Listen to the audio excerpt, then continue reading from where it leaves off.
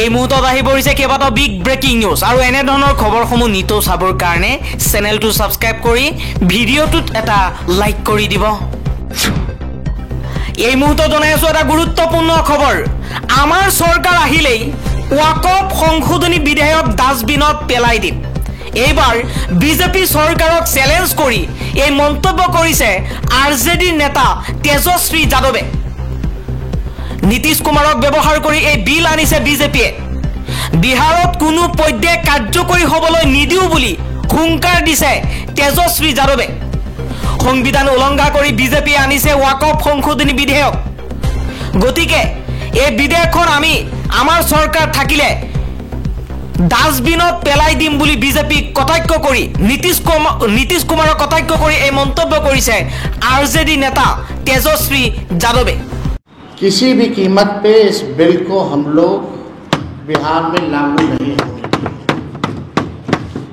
किसी भी कीमत पे। कूड़ेदान में ये बिल को फेंका जाएगा हमारी सरकार जब बनेगी। পৰৱৰ্তী খবৰ, বিজেপিৰ শাসনলৈ অহাৰ বাবে ন্যায় পালে মুছলমানসকলে। এইবাৰ মুছলমানসকলক ন্যায় প্ৰদান কৰাৰ কথা ক'লে মুখ্যমন্ত্ৰী হিমন্ত বিশ্ব শৰ্মাই। মুখ্যমন্ত্ৰী শৰ্মাই কৈছে ৩ তালাক বিলুপ্তিৰ জৰিয়তে সংখ্যালঘু মহিলাক ন্যায় দিলে বিজেপিয়ে। ওয়াকফ সংশোধনী বিধেয়ক আইনত পৰিণত হোৱাৰ পিছতেই মুখ্যমন্ত্ৰী হিমন্ত বিশ্ব শৰ্মাৰ এই মন্তব্য। আন এটা খবৰ, আইনত পৰিণত হৈছে ওয়াকফ সংশোধনী বিধেয়ক। ৰাষ্ট্ৰপতি দ্ৰৌপদী মুৰ্মুৱে মোহৰ মাৰিলে ওয়াকফ সংশোধনী বিধেয়কত। অথলে গৈছে মুছলমান লোকৰ প্ৰতিবাদ। ৰাষ্ট্ৰপতি দ্ৰৌপদী মুৰ্মুৱে ওয়াকফ বিধেয়কত সন্মতি প্ৰদান কৰিছে। এই বিধেয়কখন উত্থাপন হোৱাৰ পিছত লোকসভা আৰু ৰাজ্যসভাত তীব্ৰ বিতৰ্কৰ সৃষ্টি হৈছিল।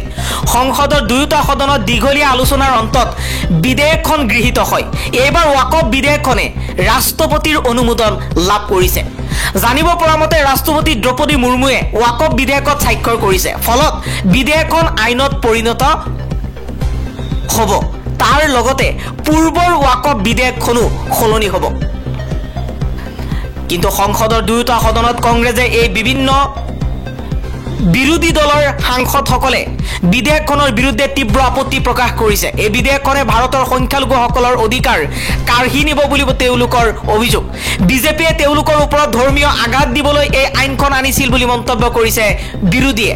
যদিও সংসদৰ দুয়োটা সদনত এই বিধেয়কখন গৃহীত হৈছে, তথাপিও বিৰোধীয়ে এই প্ৰস্তাৱিত আইনখনক বাধা দিবলৈ কঁকালত টঙালি বান্ধিছে। এই বিধেয়কখনৰ বিৰোধিতা কৰি উচ্চতম ন্যায়ালয়ৰ কাষ চাপিছে 2 সাংসদ। ইয়াৰে এজন হৈছে AIM-IMৰ নেতা সাংসদ আছাদুদ্দিন ওৱেইচি। লগতে কংগ্ৰেছ ওয়াকফ বিধেয়কক প্ৰত্যাহ্বান জনাই উচ্চতম ন্যায়ালয়লৈ যাবলৈ বাৰ্তা প্ৰদান কৰিছে। এই বিধেয়কখনৰ বিৰোধিতা কৰি আম আদমি পাৰ্টিয়েও উচ্চতম ন্যায়ালয়ত আবেদন দাখিল কৰিছে। পৰৱৰ্তী খবৰ, যোগী আদিত্যনাথৰ পুলিচে আঁতৰাই দিলে ৰাম নৱমী উদযাপনৰ বাবে লগোৱা মাইক। কানপুৰত ইয়াক লৈ উত্তেজনা বৃদ্ধি পাইছে। ৰাম নৱমীতেই ৰাজ্যতেই মাইক্ৰফোন বজাব নোৱাৰিব। জোৰেৰে মাইক্ৰফোন বজোৱাৰ বাবে আৰক্ষীয়ে সাউণ্ড সিস্টেম বন্ধ কৰিছে, যাৰ ফলত হোৱা প্ৰতিবাদৰ বাবে কানপুৰৰ ৰাৱাইপুৰ অঞ্চল কাৰ্যত যুদ্ধক্ষেত্ৰলৈ পৰিণত হৈছে। পৰিস্থিতি নিয়ন্ত্ৰণৰ বাবে অঞ্চলটোত বৃহৎ আৰক্ষী বাহিনী মোতায়েন কৰিবলগীয়া হৈছে। কানপুৰৰ ৰাৱাতপুৰ অঞ্চলত শনিবাৰে ৰাম নৱমী উদযাপনৰ পূৰ্বে স্থানীয় হিন্দু সংগঠন এটাই ডিজে বজাবলৈ আৰম্ভ কৰিছিল, কিন্তু স্থানীয় প্ৰশাসনে আপত্তি কৰে। শান্তি শৃংখলা বজাই ৰাখিবলৈ উদ্যোগীসকলক মাইক্ৰফোনৰ ভলিউম কমাই দিবলৈ কোৱা হৈছিল, কিন্তু তেওঁলোকে সেই কথাত সন্মতি নিদিলে। অৱশেষত আৰক্ষীয়ে মাইক্ৰফোন আঁতৰাই লৈ যাবলৈ বাধ্য হয়। ইয়াৰ বিৰুদ্ধে হিন্দুত্ববাদী সংগঠনটোৱে প্ৰতিবাদত ৰাজপথলৈ ওলাই আহি বিক্ষোভ আৰম্ভ কৰে। পাছত স্থানীয় লোকেও এই প্ৰতিবাদত যোগদান কৰে। পৰিস্থিতি নিয়ন্ত্ৰণৰ বাহিৰলৈ যোৱাৰ আশংকা কৰি অঞ্চলটোত বৃহৎ আৰক্ষী বাহিনী মোতায়েন কৰা হৈছে। স্থানীয় বিধায়ক ৰাহুল বসা শংকৰেও সেই স্থান পৰিদৰ্শন কৰে। সমগ্ৰ বিষয়টো চোৱা চিতা কৰাৰ আশ্বাস দিয়াৰ পিছতেই এই প্ৰতিবাদ নিয়ন্ত্ৰণলৈ আহে। কিন্তু এতিয়াও অঞ্চলটোত তীব্ৰ উত্তেজনাৰ পৰিৱেশ অব্যাহত আছে।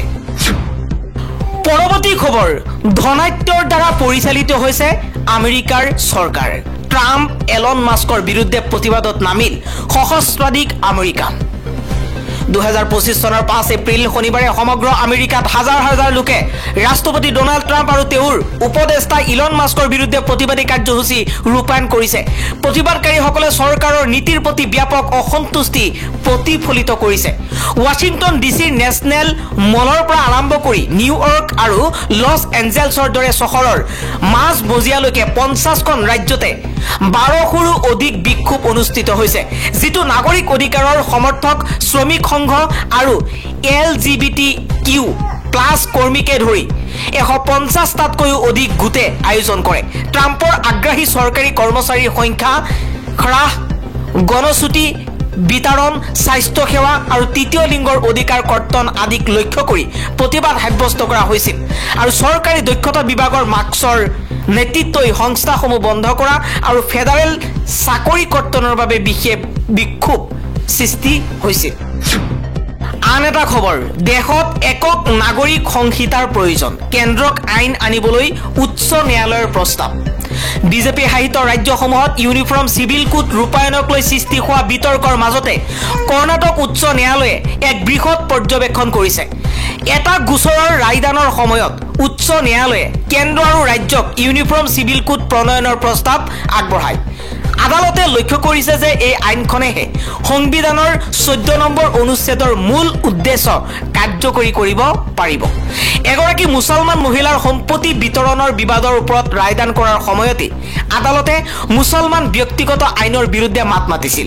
ন্যায়াধীশ সঞ্জীৱ কুমাৰে দেশৰ আইন আৰু মুছলমান ব্যক্তিগত আইনৰ মাজত থকা বৈষম্যৰ ওপৰত আলোকপাত কৰি কয় যে হিন্দু কন্যাই সকলো বিষয়তে পুত্ৰৰ সমান আইনী অধিকাৰ লাভ কৰে, যিটো মুছলমান মহিলাই নাপায়। এনে লিংগ বিভাজন নাইকিয়া কৰি সংবিধানত সমতা ৰক্ষাৰ বাবে একে ধৰণৰ নাগৰিক সংহিতাৰ প্ৰয়োজন। এই আইনখন কাৰ্যকৰী হলেহে দেশৰ সংবিধানৰ 14 নম্বৰ অনুচ্ছেদৰ উদ্দেশ্য পূৰণ হ'ব।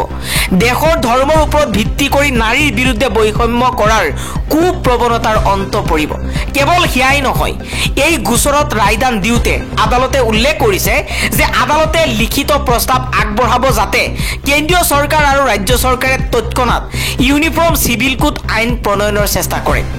ন্যায়াধীশগৰাকীয়ে আৰু লগতে কৈছে যে এই আইনখনে সংবিধানৰ 44 নম্বৰ অনুচ্ছেদৰ অধীনত সংবিধানৰ প্ৰস্তাৱনাত অন্তৰ্ভুক্ত বিষয়সমূহৰ উদ্দেশ্য পূৰণ কৰিব, যিবোৰ হৈছে ন্যায়, স্বাধীনতা, সমতা, ভাতৃত্ববোধ আৰু জাতীয় ঐক্য। উল্লেখ্য যে ইউনিফৰ্ম চিভিল কোড ৰূপায়ণ কৰা উত্তৰাখণ্ড দেশৰ প্ৰথমখন ৰাজ্য। একাধিক নিয়মৰ লগতে এই আইনখনে সন্তানৰ উত্তৰাধিকাৰৰ ক্ষেত্ৰত সমান অধিকাৰ থকাটো নিশ্চিত কৰে। ফলত পুত্ৰ কন্যা উভয়ে সমান অধিকাৰ লাভ কৰিব। বিবাহৰ বাবে ন্যূনতম বয়স হ'ব 21 বছৰ, যিটো ইতিমধ্যে প্ৰযোজ্য। দম্পতীয়ে নিজ নিজ সম্প্ৰদায়ৰ ৰীতি নীতি অনুসৰি বিবাহপাশত আবদ্ধ হ'ব। অৱশ্যে বিবাহ পঞ্জীয়ন বাধ্যতামূলক। দেৱভূমিৰ পাছত আৰু দুখন বিজেপি শাসিত ৰাজ্য গুজৰাট আৰু গোৱাই এই আইনখন গৃহীত কৰাৰ উদ্যোগ লৈছে। এক দেশ এক আইন ব্যাখ্যাটো বাৰে বাৰে বিজেপিৰ শীৰ্ষ নেতাৰ মুখৰ পৰা শুনা গৈছে।